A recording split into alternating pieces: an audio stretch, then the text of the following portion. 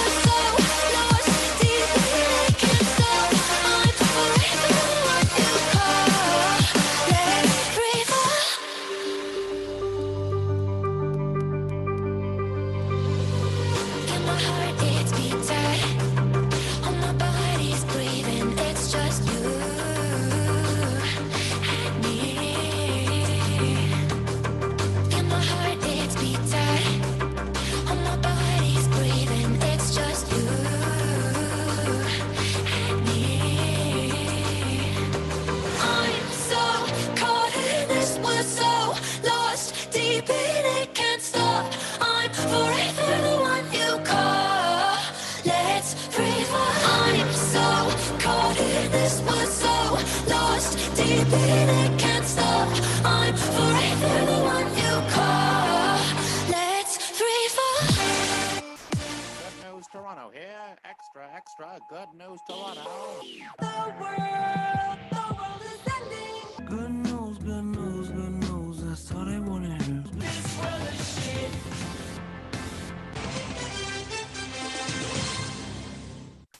Hello and welcome to Good News Toronto. I am Corey Birch. And I am Jeremy Friedman. And I'm Jasmine Irwin. And as we get this show started, could you please now in the comments, wherever you're watching, leave some legitimately good news that you got this past month, this past year, something like you got a new job, a promotion, anything like that. Or if your life is depressing like Corey's, just make something up. With that, it's time for tonight's top story. Tonight's top story. Well, the Freedom Convoy just rolled through Toronto, and frankly, I was shocked by the lack of truck nuts. Scientists have created an eco-friendly plastic made of vegetable oil and salmon sperm. Ew, vegetable oil. Scientists have found that there's no actual cure for hangovers, which is bad news for this entire cast. A new study finds a midlife crisis can be solved by skateboarding. This is true. And I wish my dad tried that instead of going straight for divorce. Earlier this month, 2 LAPD officers were fired for ignoring a call to instead catch a Snorlax in Pokemon Go. Even worse, they shot the unarmed Snorlax 8 times. Jeez.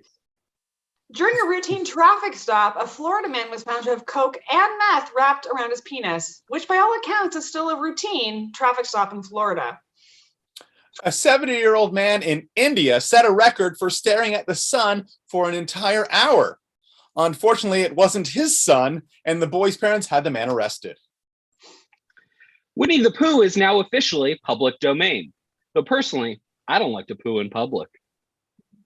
Recently, a video surfaced of Jason Derulo getting angry at fans for mistaking him for Usher. Meanwhile, another video has surfaced of Macklemore getting angry at fans for mistaking him for an Usher. Nicolas Cage has asked not to be called an actor any longer, but instead preferring the term thespian. Now, personally, I don't consider him an actor or a thespian. I've always thought of Nicolas Cage as a national treasure. Well, it's been announced that the Oscars will have a host for the first time in 4 years. Unfortunately, it's Bill Cosby. No, I'm just kidding. It's actually much worse. It's Corey Birch. That's terrible news. Jasmine, come on. A U.S. teacher has been arrested after allegedly locking her COVID-positive son in her trunk to protect herself from exposure to the virus as she drove to a testing site. But good news, I got out in time to do this show. Recently, marine biologists discovered that dolphins do indeed have a clitoris, and the researcher who first made the discovery was promptly fired and arrested.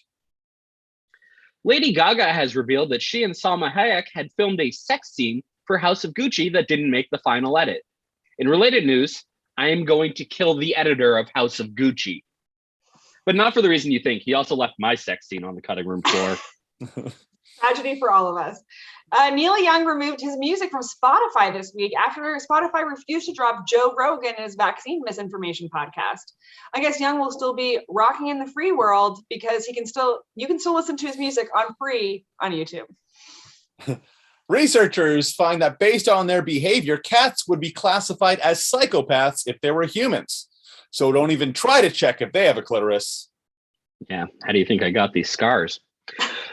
Taco Bell has added a Taco Lovers Pass, which is a taco subscription service for $10 for 30 days of tacos. I wish I had a Taco Lovers Pass, but instead, I just have a Taco Lover's ass. And scientists have found that hamsters have the highest alcohol tolerance. But if you're drinking with a hamster, maybe science shouldn't be your first priority. Those dudes know how to party, though. Those have been the headlines. Thank you, Jasmine and Jeremy. Now, folks, in provincial news, there's uncertainty still looming over Ontario's public schools and how to do schooling online. Now, parents are bracing for further disruptions in their education of their children. Mrs. Nelson, I drew you a picture. I drew you a picture of a snowman. Okay, no, sorry. Are you lost there, little child? Nope. My name's Annabelle, and I'm this many years old, and they shoved down my school again. So I'm here on Mrs. Nelson's grade 1 Zoom class.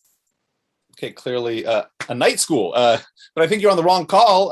This is a comedy show for grown-ups, very immature grown-ups. No, this is the Zoom link that she sent the whole class. Did you see what I drew for her? Did you see what I drew for Mrs. Nelson?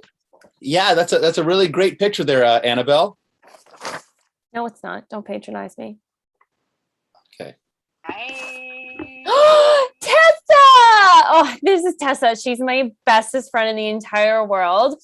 Tessa, Mrs. Nelson is dead. So instead, this unkempt stranger is going to be our new teacher. No, no, nobody's dead. Nobody's dead here. So my dad's coming back? No, I didn't say that. No, the point is you kids really have to get off this call. Our cast members lacked parental supervision when they were your age, so consequently, they've produced some very problematic content. Hi, I'm ready for school. Oh no.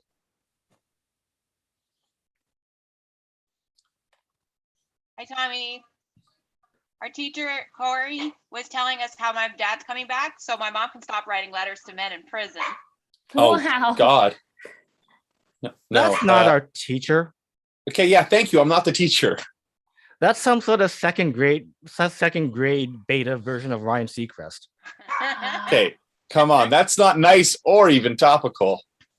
I don't care, okay? My education is being screwed up right now, and I really need it, okay? Because I'm growing up to be a very unlikable Asian with a terrible personality. So it's going to be very hard for me to get into Harvard as it is already. Mr. Corey, could you please remind Tommy that we're only in grade 1, so he should stop being a type A douche. Okay, as a first grader, you really shouldn't be using that kind of language. And by that language, I mean type A. Well, I'm advanced for my age. Mrs. Nelson says that I'm destined for a useless graduate degree. Yeah. And Corey, Mrs. Nelson also said that Annabelle is destined to be a dead-end gig contractor for the rest of her adult life. I know you are, but what am I? You know, I hate you. Your butt stinks and you stink and Do nobody likes you. You know your stupid little cat? Okay, Ugly everybody. like No. Okay, everybody use their indoor voices or I'll turn this whole online comedy show around. That threat is flawed at a conceptual level. You're flawed at a conceptual level. You know what? My dad's Your not mom dead. told me. Cigarettes. Okay, settle down. Annabelle, Tommy, stop fighting. Tessa, your dad's not coming back and it's not your fault. I don't think. Probably. Wait, shut up, Corey. Mrs. Nelson just texted me, which is weird because I'm 7. She's not dead. And the school is open again. Hey. Yay! Until Wednesday. Okay. Okay, well, I'm going to miss you kids a lot. It was nice meeting you. But maybe when you're grown up, you can come see the show live at Comedy Bar. So you still see yourself doing this show in 11 years? It's kind of sad, no? Okay, well, thank you for joining us, class. Well, going online has really put a strain on the show, so we've had to consequently take on some sponsors. So here with our first sponsor, you know her, you love her. She's a lifestyle influencer, DIY Nasty Dana.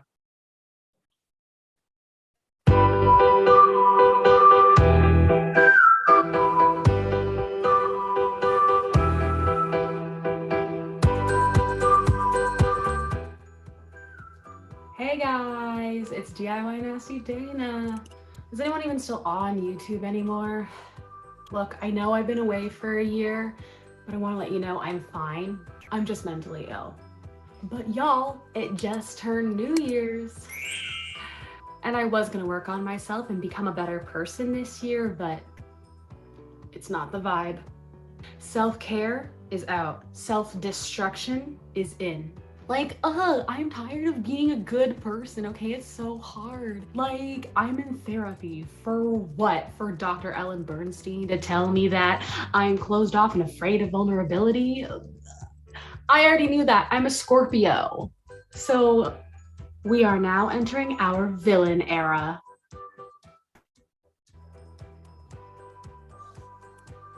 Girl bosses, let me put you onto this. If you sign up for my masterclass, it's not the real masterclass, so don't sue me. I will manifest that we get everything we want out of life, no matter the consequences. So claim your future right now by giving me $437 a month for you to DIY your future, led by me, DIY Nasty Dana. Oh, you thought I wasn't gonna have anything to sell you guys? Wrong, I'm selling my soul. If you want it, you can have it. Free shipping, because we don't care anymore. We are not trying to be good people anymore. If you sign up for my monthly service, you'll get wisdom like buy a $7 Starbucks drink every day, wear corsets around the house even though you're never around anybody anymore, get an emergency contraceptive pill from the same pharmacist who gives you your birth control, and many more, like applying for grad school, trying online improv, and being straight. This is the future of wellness culture. Ever heard of it? Wellness culture is all like, listen to your body. Do you know what's in my body? My brain. Okay, and my brain is telling me that I want to try cocaine, so whatever toxic thing you've been dying to do but you haven't because you're a good person, that's what I'm saying. Do that now. That's what we're doing. Like, what are you saving for? A house? Just move back into your parents' house and wait for them to die. Instead, give me your money and I will help you DIY your future. Anyway, this is so much longer than the TikTok. If I were you guys, I'd have scrolled away by now. Oh shit. That's it from DIY Nasty Dana. So don't forget to like and subscribe and straight up just send me your money. It's literally gonna help you. Like, why are you not doing that yet? Anyways, I have to go back to my job at public health, so okay, thanks so much for watching. Bye. Again, I cannot emphasize enough that we do not endorse any of our commercials. We just legally have to play them because they paid us money. Now, folks, in national news, Canada's Parliament has unanimously voted to outlaw conversion therapy, the discredited practices of trying to turn LGBTQ plus people straight. Here with his perspective is Good News correspondent and self-proclaimed gay supervillain, Gerald Young. Gerald. Thanks, Corey. And once again, I'd like to remind you that your planet is doomed. It's your planet too. But before we get to that, I want your views on the government outlawing conversion therapy. Well, Corey, just like with the new Sex in the City, my views on the matter are mixed. I mean, come on, no Samantha, no me likey. Okay, wait, are you serious? What do you mean by mixed? Well, listen, okay, I am thrilled that the government is outlawing conversion therapy in terms of forcing LGBTQ plus people to undergo the notorious procedure. But I feel that as an adult gay man myself, I should have the personal freedom to screw up my own life intentionally if I wish it. For example, whether it's voluntarily going to conversion therapy, or going on Grindr to find a husband, or eating the chunky egg sandwich at coffee time. And I say this from experience because I have also tried conversion therapy and also the chunky egg sandwich at coffee time. Oof. Okay, whoa, back up. You actually tried conversion therapy? Why on earth would you do that, Gerald? Well, Corey, I wanted to see if I could become heterosexual. I mean, you do it, so it can't be that hard. But yes, I did try conversion therapy. Spoiler alert, didn't quite take. No. Really? No way. Oh, yes way, Corey. And the worst part is I didn't even get my money back. I mean, the gay part of me really hates the fact that conversion therapy even exists. The Asian part of me hates getting ripped off on a deal. So, bad. Lose. Yeah, okay. Yeah, I understand. But I have to ask, did you have to go any physical torture during this conversion therapy, Gerald? No, Corey, there was no physical torture, okay? Nobody handcuffed me to a table or beat me with a rubber hose or tied electrodes to my nipples. I asked, but they wouldn't do it. No. All I had to do was go to some creepy Korean church in Scarborough every Saturday and eat some terrible food and have a bunch of Asian people yell at me for my poor life decisions. So it was like being among family again. Hey, Gerald, I understand this was all your choice now, but aren't you glad that this kind of bogus activity is against the law now? Oh, no, quite the opposite. In fact, the government's legislation is really screwing up my own money-making scheme, and that is straight to gay conversion therapy. Yeah, see, is another product the LGBTQ plus community is taking from the heterosexual community and making better, like we did with weightlifting and porn. Okay, I wouldn't know anything about that. I don't lift weights, but how exactly does your conversion therapy work for straight people? Well, for example, with men, I show them a video of Jason Momoa walking around shirtless. Sorry, I went off for a bit. A video of Jason Momoa walking around shirtless, and then cut immediately to a video of Marjorie Taylor Greene speaking out loud. Anybody still alive at that point must defeat me in a no-holds-barred tickle fight. Okay, I'm increasingly thinking that your conversion therapy is just a weird way for you to meet guys. Oh, come on, Corey. You know me better than that. Yeah, no, I do know you better than that, and that's why I'm asking. Okay, irregardless, my straight to gay conversion therapy has a success rate of 0.2%, which is significantly higher than regular conversion therapy. Oh, there you go. Well, you can't argue with the data, but I'm wondering, Gerald, you and I have known each other for quite some time. Why haven't you tried conversion therapy on me? Well, Corey, to be honest, with your, hair and your, fun shirts, I figure you're kind of on the way there already. So I didn't want to get in nature's way. Okay, can't argue with the data. Gerald Young, everyone. Now, well, folks, as I said, it's been a strain to do these online shows. So once again, I must throw to another sponsored segment. Alana?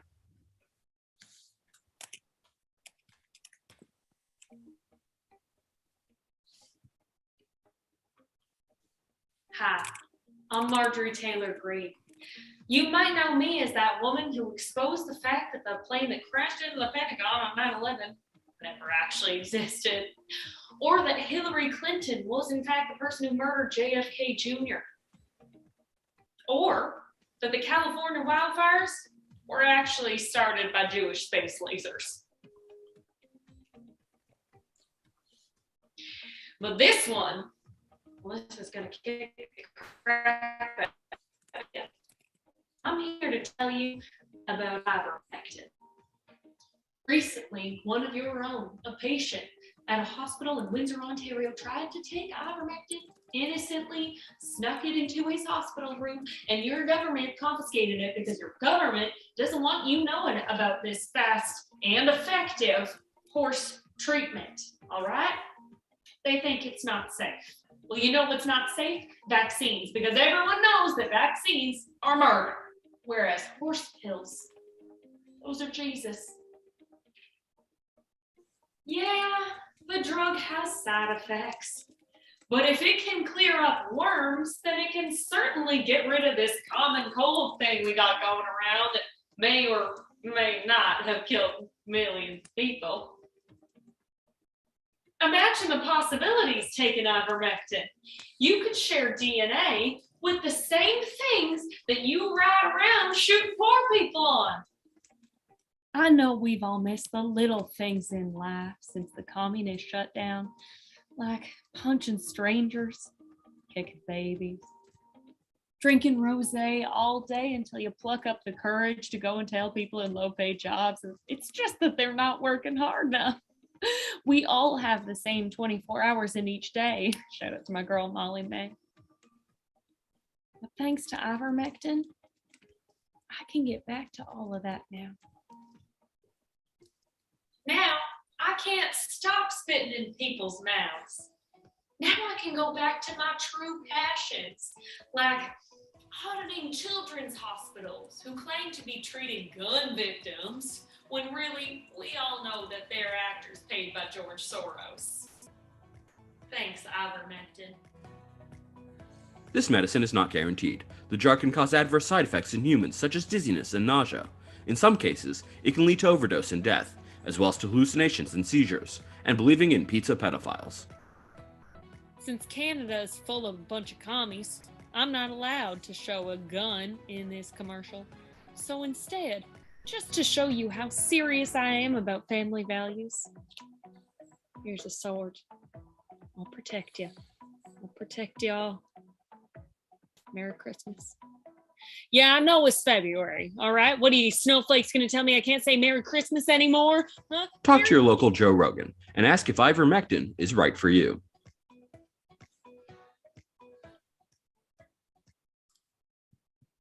Now, folks, once again, I have to reiterate that that previous segment, we do not endorse anything said in it, but legally we have to play it because Marjorie Taylor Greene did pay us. And earlier in the show, we talked to some students, but now for a parent's perspective, please meet Denise Sullivan, a single mother of 5 who's fed up with the government and their constant back and forth of school closures and online learning. Denise, thanks for joining us. And what can you tell us about how you've been managing your children's learning from home?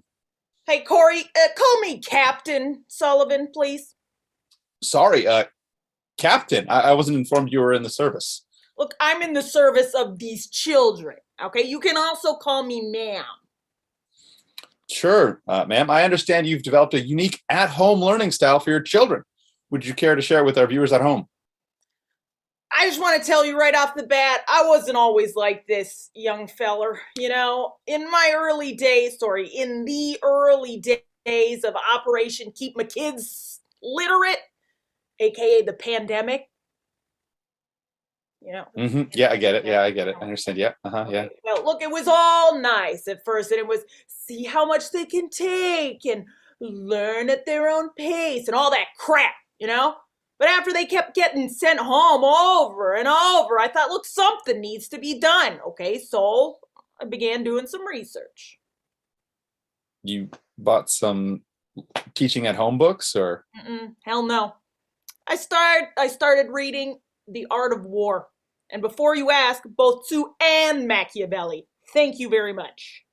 Wasn't going to ask. Well, you should, because they're books that you should know. Anyway, so what I did is I created what I called the War Room, aka my dining room table started to become somewhat of a command center where myself and my 5 beautiful children would gather around the table, each with our own individual Dell Optiplexes. Yeah, I understand that seems to be a pretty common setup for families these days. This one was not common, okay? This one was not the same. The moment I catch any of my kids losing focus or getting distracted, I set up a signal to reignite their focus and make sure they continue paying attention to their teachers. God bless those poor teachers.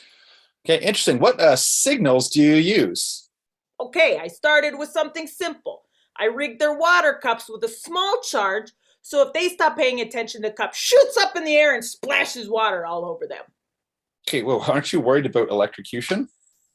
And well, that was actually what inspired my next technique. You see, there was a small incident, a friendly fire with me and my eldest Beth and her Optiplex. But I apologized. We signed a brief peace treaty over the ordeal, and now everything's good. Right, Beth? Beth! Everything's good now between us, Beth! Yeah, okay, yeah, Mrs. Sullivan, you seem to be heavily influenced by military-type operations. You're damn right, Sonny. There is an enemy out there, and I can't let them win. I cannot allow them to make my children sick, or worse, stupid. An enemy? Surely that's a bit of a strong word for... I will not rest until I have Stephen Lecce's head on a spike. Okay, you can't say that on the show, okay? He's an elected public official. We could get in trouble. Corey? You got kids? You got kids at home, Corey? I don't, no. Do you? Do you, Corey? You got kids at home? I don't. Are you sure? You don't? You have pets that you call your kids? No. No? So no kids at all? Okay, No. I just want to ask you this question. All right, scenario time. How would you feel? All right, if your children that you don't have, but maybe one day in the future you have them. Okay, how would you feel if you saw one of your Corey Birch's children marching in one of these anti-mask protests? The shame, the devastation a parent must feel. Okay, Denise, ma'am, we try to keep a fair and balanced reporting style here on GNTO.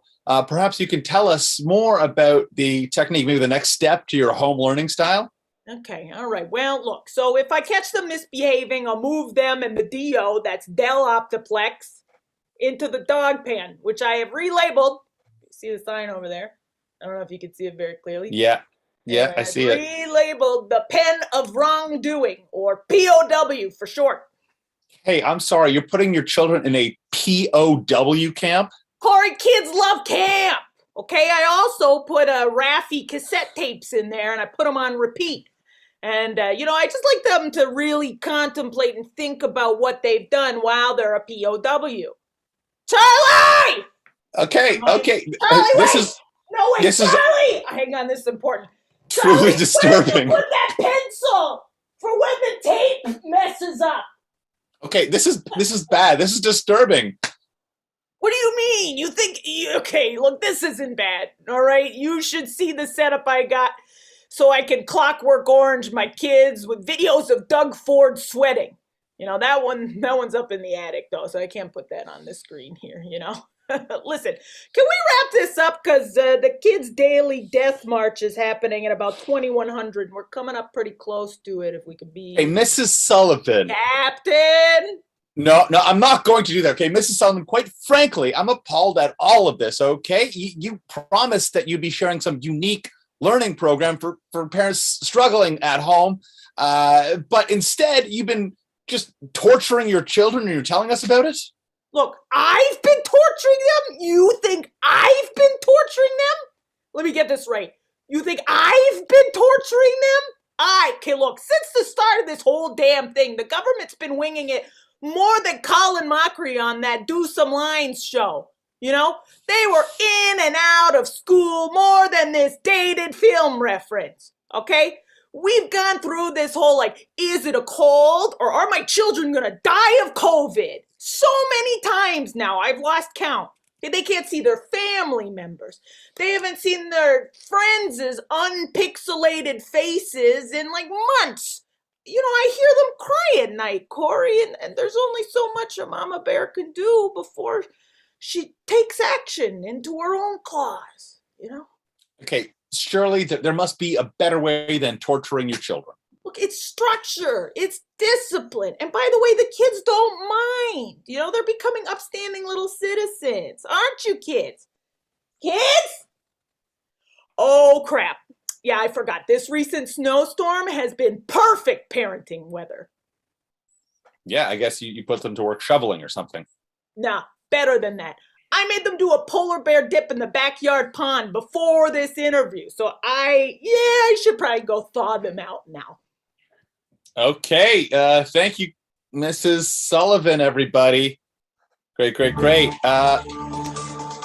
Excellent. So I'm going to ask the entire cast to come on screen now, and we've been asking you to post some good news in the chats. I'm not sure if we've got any quite yet, but continue to do that because right now we are going to play a game of good news, bad news, where you give us some good news and we'll give you the consequential bad news. So you can give us some good news like, oh, I just got some great news from my doctor. And then we could say, good news, you got great news from your doctor. Bad news, that doctor is Joe Rogan. So great. We've got some good news in the chat. Going to visit friends in Stony Creek. Okay. That's a piece of good news, I suppose, to some people. Yeah, Jeremy. Good news. I'm going to visit my friends in Stony Creek. Bad news. Stony Creek is just a mindset, man. Yes, Linda. Good news. I'm going to visit my friends in Stony Creek. Bad news. I thought it was Stony Brook, which is where the Babysitters Club lives. Oh, somebody's going to see a show on Broadway.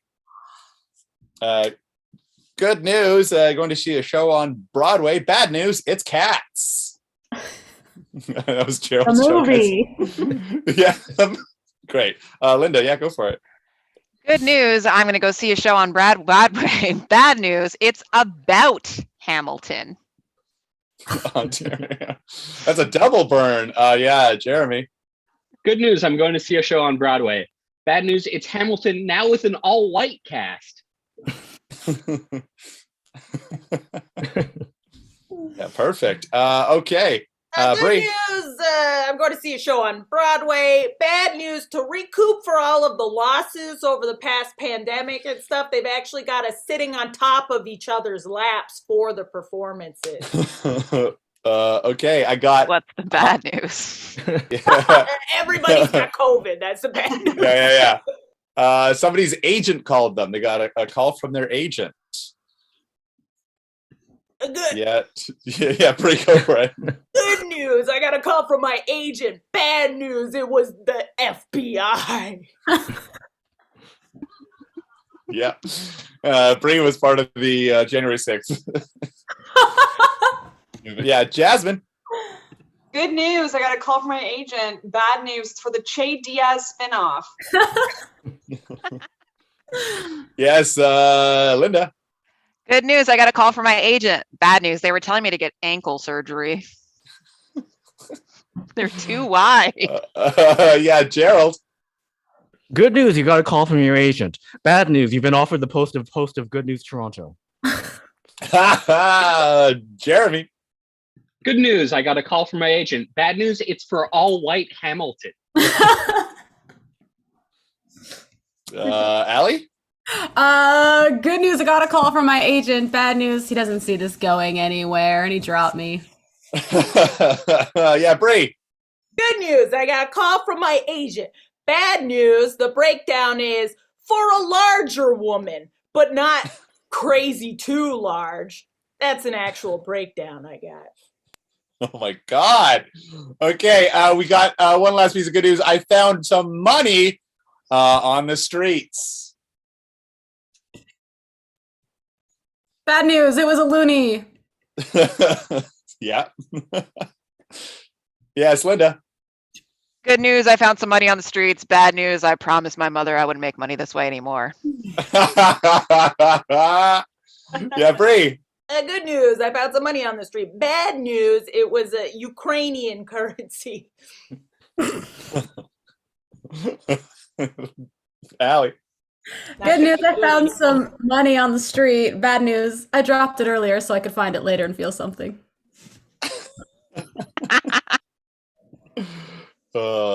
Yeah, Gerald. Good news, you found some money on the street. Bad news, that's how the government is handing out stimulus now. Yeah, that's true. Yes, Allie. Good news, I found some money on the street. Bad news, it's more than I make in a month. Which is good news. Bad news for my job.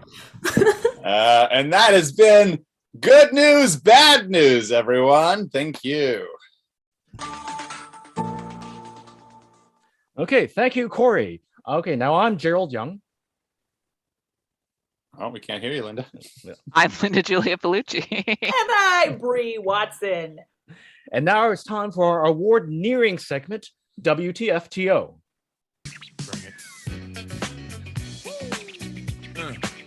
Yo, WTFTO. So in sports news, the mascot for the Toronto Raptors was told to move after he was caught distracting an opposing player during a free throw. However, the most distracting mascot of the Toronto Raptors remains Drake. A new debate has been sparked over whether or not Toronto's 22 horse cop budget of $5.9 million is worth it. Law enforcement groups are saying yes, but the horses themselves are saying nay. Drake announced he's withdrawn his Grammy nomination this year. Drake explains that if he hadn't pulled out, he'd be stuck paying child support once again. Hot sauce. Wow. Spia. Yeah. I know about that. I know that feeling. Okay. Police in Toronto are on the lookout for a shoplifter who stole a Gibson guitar by shoving it down the front of his pants. The most unusual part is he was still able to play Stairway to Heaven. The hard one to play. The manager of a Brampton Foot Locker allegedly posted videos of himself naked at work, ejaculating into shoes. So that's how they make the baby sizes. During the last week's blizzard, Doug Ford was filmed helping dig people out, calling into CP24 and picking up passengers. Hey, I needed something to do when I've been drinking, explained Ford, not knowing what a premier's job is. Also in the provincial government this month, the long-term care minister Rod Phillips resigned from the Doug Ford cabinet. When asked, Mr. Phillips said he wanted to spend more time with his family watching the long-term care sector collapse. Yeah, he would. The province of Quebec recently announced they will impose a tax for Québécois who refuse to get vaccinated. The tax is set to be called, pardon my pronunciation, la taxe des hosties de colons anti-vax qui peuvent s'en crisser, tabarnak! Our translation team is working hard on deciphering this highly complex technical terminology. We should have that ready for you very soon. Stay tuned. Quebec liquor stores and cannabis shops now require proof of vaccination, but it's still a free-for-all at the bagel shops. Bagels.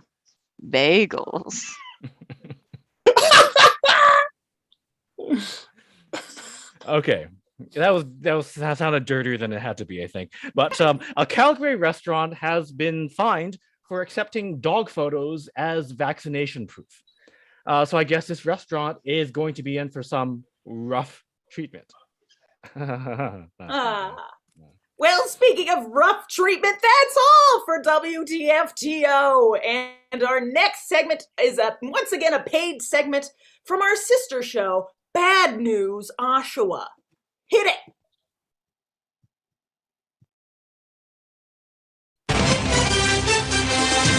In the past year, the Hollywood elite had begun what I like to call the de-sexification of cartoon characters. It, of course, started with the removal of Lola Bunny's giant rabbit knockers, and then they took away the sensual thigh-high boots from the female green M&M.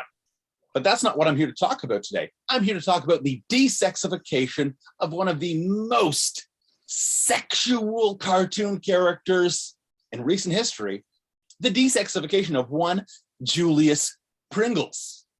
Firstly, they took away his curvaceous cheeks. Then they removed his sensual center-parted bangs. And lastly, but not leastly, they took away that come-hither glint he had in his eyes, that glint that made you know Julius was down to party and not by himself.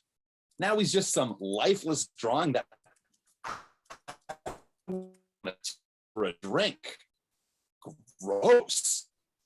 Look, once you pop, you just can't stop wasn't just a slogan. It was a promise, folks, because believe you me, I ruined my fair share of slacks from prematurely popping, from all the crumbs and the cums. And look, now these woke warriors are trying to make us feel bad for fantasizing about cartoon characters.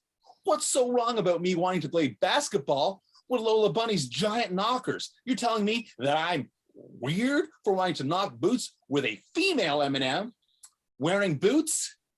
and it's a crime now that I want a raw dog, a can of Pringles?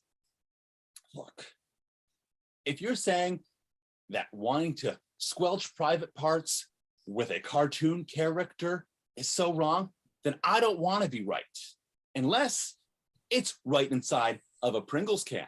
You know what I'm talking about, Julius.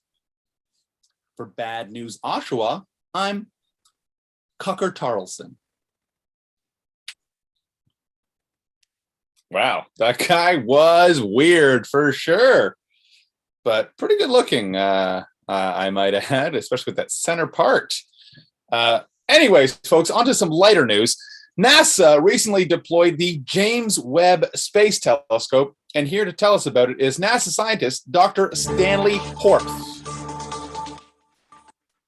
Oh, little music. 3, 2, 1. We have liftoff, Corey. Okay, that's a very fun space greeting, Stanley. So, Dr. Horp, please tell us about the Webb telescope. Well, basically, if you're familiar with a regular telescope, it's like that, but bigger and in space. Okay, that seems like an oversimplification. Oh, for sure. I'm dumbing it down for you because I'm a literal rocket scientist, and you seem to be a terminally ill child whose make-a-wish was to host this comedy show. Okay, I'm an adult. Oh, well then let me put it in adult terms for you. We've often called space the final frontier, but at NASA, we like to think of space as the final brassiere. Oh, because planets kind of look like boobies? A very adult question, Corey. But no, it's actually because we want to see what's underneath that brassiere. And by aiming our space telescope in open space windows, Corey, we hope to see the universe fully nude. Okay, when you put it that way, it sounds like you're peeping on space. Look, we're not doing it to see lady ETs coming out of the shower or whatever you use your telescope for, Corey. We're trying to discover how the universe was created. We're trying to understand the building blocks of existence. And should we happen to see some alien bazongas along the way, hey, that's just a bonus. Okay, that part makes it sound kind of creepy, though, Dr. Horp. Well, what part? The building blocks of existence? No, the alien bazongas? Oh, I see. But I assure you, it's not men perving out on sexy alien women's privates or anything. We're professional scientists, and we're also interested in seeing sexy extraterrestrial dongs and space sacks, too. I mean, we'll look at the ugly aliens junk as well. We're just less interested. Okay, I'm sorry. You're trying to see sex organs with your telescope sounds perverted, whether it's male or female. Okay, wow.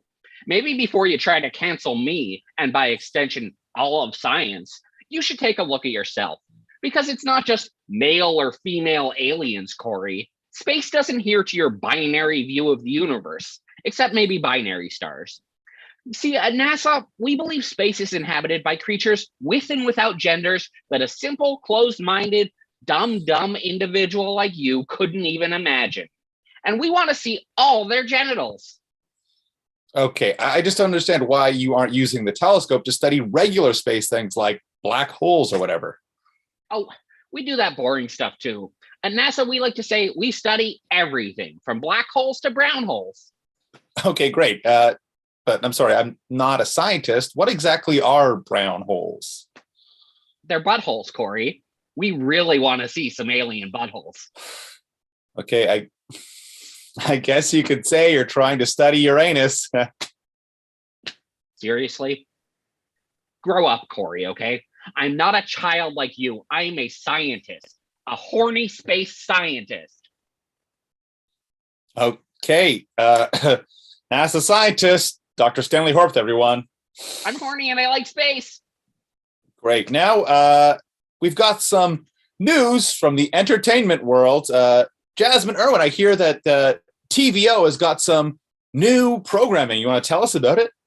Yes, absolutely, Corey. TVO is taking the plunge into prestige streaming, kind of an HBO, AMC vein. But rather than telling you, I'd love to show you the offerings and they have for programming this spring. Okay, let's take a look.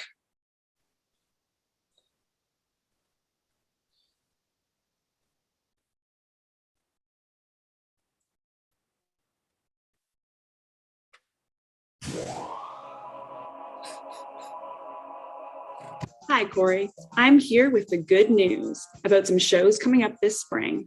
I have my eye on TVO's launch into prestige streaming. HBO Max yesterday. TVO Max, buckle up. First up, we have the reboot of Big Comfy Couch. It's a gritty drama, a psychological treatise about a former children's clown named Lunette, who has suffered a heroin-fueled breakdown. When she kidnaps a local second grader named Molly, the whole town is in a race against the clock to play Lunette's games and bring Molly home.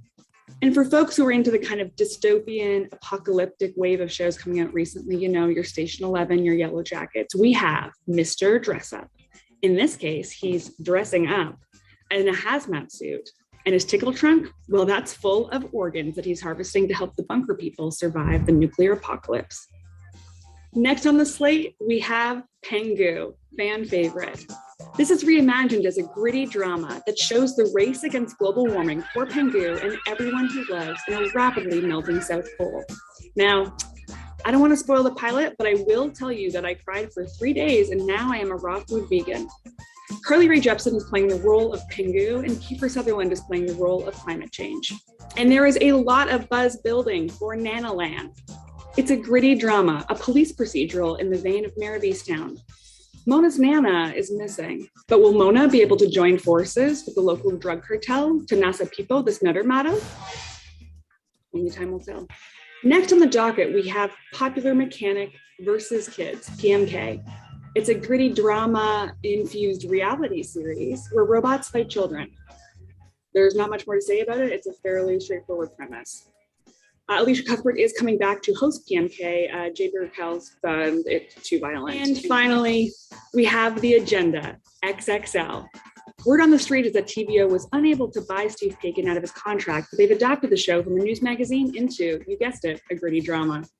Written and directed by Steve Paikin, the show is about a former political commentator who gives it all up for a career in adult entertainment. Sure, he's been respected for his mind, but when will he be respected for his body?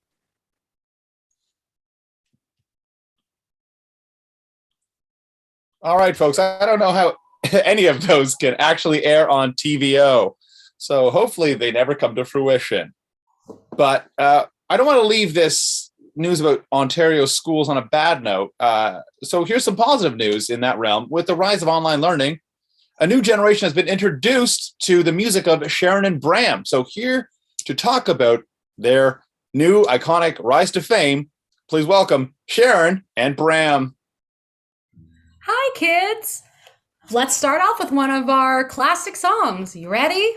Yeah, let's go. Do you know the Muffin Man, the Muffin Man, the Muffin Man? Okay, you know what, Sharon, Bram, I actually was hoping to ask you some questions before you get into your song. Okay, I hear you. Let me make a counter offer. How about you sit there and shut your pie hole and let me and Bram do our fucking song? Hey, Sharon. Look, I don't like the guy either, but remember what our manager said about your anger issues. Bram, you know your role, okay? And shut your damn mouth. There's a reason my name comes first.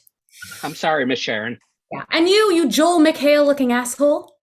Me and Bram are reaching a whole new generation of kids via online learning. And if you get in our way, I'll kick your ass so hard you'll be shitting out your ears. Okay, that's not necessary, Sharon. Oh, really? You ever heard of Skinnamarink dinky dink, Skinnamarink doo? Okay, well today it's Skinnamarink don't. As in don't fuck with Sharon and Bram, Corey Birch. Sharon, you can't talk like that. You're not in Wu-Tang anymore. Whatever, this shit is weak. This punk can't even handle the real intensity of the children's music industry. Okay, you know what? Wait, I have some street cred here, okay? I too am a children's performer. Look. Hey, kids, it's me, Gunto, and I'm here to make learning fun. Yay! Wow. Like yeah, you brought out that puppet really quickly. Yeah, I always have a puppet right next to my computer. That is fucked, man. So fucked. Yeah, I'm not comfortable with this either. And Bram is comfortable with a lot of things. Let's get out of here, Sharon. Oh, okay. Well, Gunto, it looks like it's just me and you now. Yeah. Well, no, Mr. Gunto, we can't do that. I don't see how that's even legal. And where would I even find Benedict Cumberbatch at this hour? I don't. No, Gunto, no, I'm not going to succumb to the darkness. Okay, you know what? We don't even have time to succumb to that darkness because we actually have another sponsored segment. This one is coming from a very real group called the Vaccine Police, which is ironic because they are in fact anti-vaxxers. And they've got an interesting way of fighting COVID. So here it is. Did you spread lies about the vaccine? Did you also then catch COVID? Well, we've got a solution for you. Drink your own piss. Because no matter how you look at it, you're in trouble. So raise a glass of piss. Put down your Sunny D and pick up some Sunny P. All that anti-vax talk must make you thirsty, so reach for a steaming hot glass of piss. Anti-vaxxers, here's to you. Drinking your own pee. You help spread misinformation. Now it's your turn to spread piss information. All over your mouth and face. Pee the cure straight into your own mouths. Remember, if it's yellow, let it mellow on your tongue. You don't know what's in the vaccine, but you know what's in your own piss. Keep doing your own pee search. Take the vaccine police's approved COVID cure, pissing into your own mouth. Pee into your own mouth, because you deserve it. Warning, pissing in your own mouth is only advised for those spreading anti-vax information. For the same experience, try a warm Miller Genuine Draft. Now, again, I have to reiterate, that was a paid sponsor. Please don't piss in your own mouth, or frankly, don't drink an MGG. We here at Good News don't endorse either thing. But folks, at the end of 2021 and already in the early days of 2022, we've seen numerous celebrities pass away. Now, here to help us through these tough times is our own sad correspondent, Jeremy Friedman. Thanks, but that should be sadness correspondent, Corey, not sad. Oh, I still have my guitar out. Let me put that away. Yeah, it's I just call him like I see him, okay? You sad boy? Yeah, that's actually fair. But look, while I am generally sad, I don't often get upset when celebrities die. Mostly because I didn't personally know them, and if it was their work that I connected to, that work still exists for me to consume and do nothing else with my life. I mean, look, I might be bummed that those dead people won't be putting out more work, but like, Betty White died just before her 100th birthday. I don't think she'd be starring in the next Marvel movie had she not kicked it. Hey, I would watch that movie, though. Yeah, of course you would. Everyone would. Everyone loved her. So you know what? Sure. I hope Betty rests in white power. Okay, I don't think you should say that, Jeremy. Yeah, frankly, I don't either, because I don't actually believe it. But if I shared my truth, that I never really cared for Betty White, and I don't particularly care that she's dead now, I'd be ostracized from society. And I don't want to be an ostrich. Sure, I have the ass for it, but not the neck. Okay, so have there been any recent celebrity deaths that you do care about, like Louis Anderson or Meatloaf or... Okay, well, yes, as a fat man, I relate to both and want to eat one. But no, I don't really care that they're dead. But you know what? There was one recent celebrity death that got to me, and that was Bob. Oh, yeah, of course, Bob Saget. That's really sad for the comedy community. No. Shut up. If anything, I was happy to see him go. His house was too full. People now have room to move around a bit, you know? I'm talking about a different Bob who died recently. Star of HBO's The Jinx and convicted murderer Robert Durst, or Bob, as his friends and victims called him. Now, while I've never been a real estate heir who killed at least one person and probably a whole bunch more, I've still connected with Bob in a way that I just never did with these other dead celebrities. Really? Why? It was the burps. Viewers of The Jinx will remember that Bob had an endearing and absolutely vile habit of burping whenever he got nervous or thought about murdering someone, or really any time. And much like him, I've also had indigestion and burps that wouldn't go away. So in that regard, we were kind of kindred spirits. Okay, but burps can't be the only reason you connected with him. No. Of course not, Corey. You may also remember that at the end of The Jinx, Durst goes to the bathroom with his mic still on and seemingly admits to murder. And I gotta tell you, that moment just broke my heart. Because I couldn't help but feel for the man. I know that I've done horrible, disgusting things in bathrooms for almost my entire life. And if there had been a microphone recording and broadcasting all that, I'd probably die from embarrassment too. Yeah, okay. I don't think that's what he died from, Jeremy. Was it not? The whole thing was just too sad for me to actually look into. I mean, the world lost a giant when Bob died. A tiny, shriveled murderer giant. And now all I can say is, rest in white power, Robert Durst. Okay. Now you're awful, Jeremy. Sad. Sad correspondent, Jeremy Friedman, everybody. But actually, right now, let's get the entire cast back on screen. And you at home, please, right now, in the chat, write some winter-centric suggestions for us, because we're going to play a game of Sex with Me. So, like, snow, ice, Santa, anything works. It's going to go a little something like this. You could say Sex with Me is like Doug Ford. There'll be a lot of gels used, and I won't know what I'm doing, just like Doug Ford. Okay, we got Christmas pudding. Sex with Me is like Christmas pudding. Not good for you. Jeremy. Sex with Me is like Christmas pudding. High in fat, and no one really likes it. Yeah. Jasmine. Sex with Me is like Christmas pudding. There are always fruits involved. Yeah. Allie. Sex with Me is like Christmas pudding. You don't want it in your mouth. Gerald. Sex with Me is like Christmas pudding because it's always flaming. Yeah, Bree. Sex with Me is like Christmas pudding, a real sticky. Okay, somebody said, okay, Jeremy, and then we're going to move on. Jeremy. We could just move on. No, go for it. All right, fine. Sex with Me is like Christmas pudding. I'm the only Jew who has it. Skiing on your street. Sex with Me is like skiing on your street. Sex with Me is like skiing on your street. If people find out you did it, they'll think you're weird. Linda. Sex with Me is like skiing on the street. It'll piss off your neighbors. Yeah, Allie. Sex with Me is like skiing on your street. It'll get you on CP24. Jeremy. Sex with Me is like skiing on your street. You will get injured. Very good. Allie. Sex with Me is like skiing on your street. More reliable than the TTC. Burn. Yeah. Okay. We've got skating on a pond. Sex with Me is like skating on a pond. Dangerous. Gerald.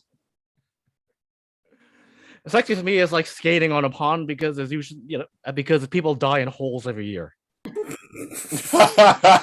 Jeremy. Sex with Me is like skating on a pond. My feet go numb after 10 minutes. Bree. Sex with Me is like skating on a pond. I gotta squeeze into something for it to happen at any point. Great. Okay. We've got Sex with Me is like skating on a pond. It usually happens with lots of happy children around. Oh God. Okay. We've got Sex wearing with Me is like skating on a pond. Yeah. The best time to do it is when there's like community hockey going on. Yeah. Okay. Hot chocolate. Especially if there's children. Oh yeah. Okay, we've got wearing extra socks. Sex with Me is like wearing extra socks. Sex with Me is like wearing extra socks. It's uncomfortable. Yes, Linda. We can't hear you, Linda. You got to speak up. Fucker. Sex with Me is like wearing extra socks. It's tight, but not necessarily in a comfortable way. Sex with Me is like wearing extra socks. I hope your toes fit. Gross, Jeremy. Sex with Me is like wearing extra socks. It stinks. Yeah, okay, Bree. Sex with Me is like wearing extra socks. The base layer is like really like sticky and sweaty. The mid layer is somewhat in the middle, and the outer layer bone dry. Yeah, Jeremy, bring it home. Sex with Me is like wearing extra socks. After 10 minutes, my feet go numb. All right. And that has been Good News Toronto, everybody. Thank you so very much. Please subscribe to wherever you're watching. And thank you so much. I'm Corey Birch. Let's see this chaos happen. I'm Jeremy Friedman. Yeah, That's nice. one of those. Never watching. Gerald Young. Nice. Okay. Come on, somebody. Linda Julia Palucci. Yeah. Jasmine has left the building. All right. But And Joey.